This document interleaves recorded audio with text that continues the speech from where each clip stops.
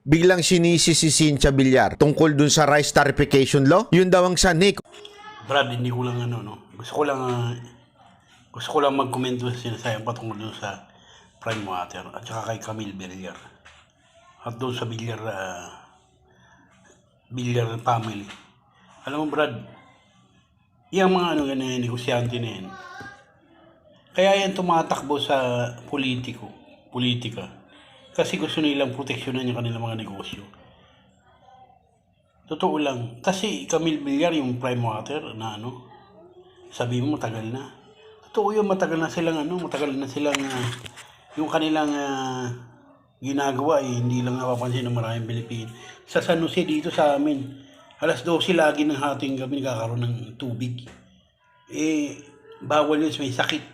May sakit ako na mataas ang dugo. Hindi ako pwedeng lagi magpupuyat.